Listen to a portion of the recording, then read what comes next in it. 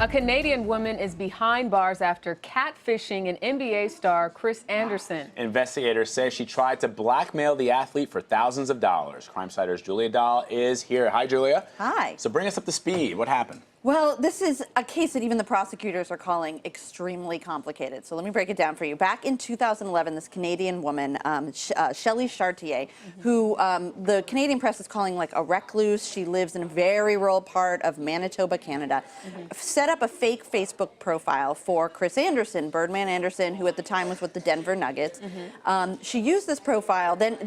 So she sets up this fake profile, and then a 17-year-old girl from California, contacts the profile thinking she's contacting Chris Anderson, but she's actually contacting this Canadian woman. So the Canadian woman takes this girl's contacts the real Chris Anderson through his real Facebook profile, and sort of allegedly facilitates this relationship between the two of them, passing messages back and forth, passing explicit photos back and forth, and even eventually arranging for a meeting where this girl the 17-year-old and Chris Anderson meet up.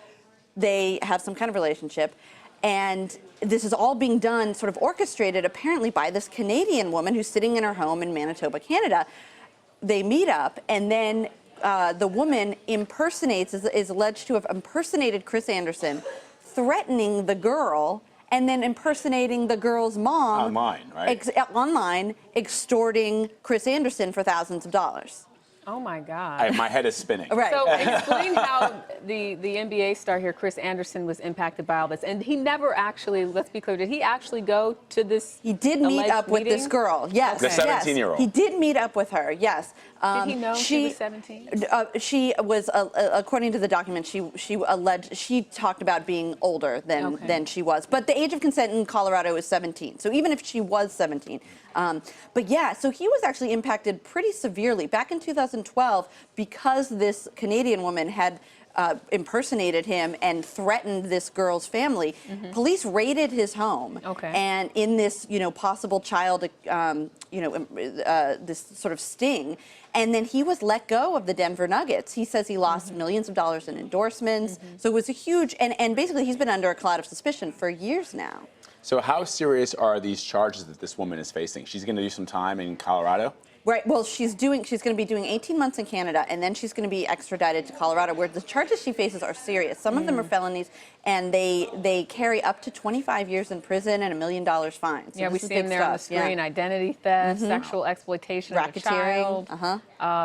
Geez, it doesn't get any crazier than that. Right. And you see these programs about catfishing, and you really ask yourself, does this happen regularly? But clearly it does. It must be easier now with the internet and the ability to fake your profile. And the attorneys I spoke with, the experts I spoke with, said that that it happens a lot more than we think, but it's not unless it's a big-time sort of celebrity that we hear about it. And often it's not unless it's a big-time celebrity that law enforcement gets involved. You really have to be on top of your online persona.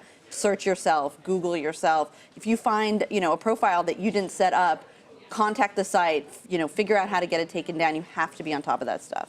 This is the day and age we live in. I guess people meet online and forge relationships and never even see each other until 6 months later. You can't just believe what somebody tells you on the internet. You have to be as skeptical as you would be, if somebody told you they were the CEO of some big company in a bar, you wouldn't just say, oh yeah, sure. Exactly. You have to really be aware. Wow. All right, Julia Dahl. Thank you for coming in. Yeah, have a nice weekend. Remember, you can track investigations and read up on the big crime stories of the day at cbsnews.com/Crimesider.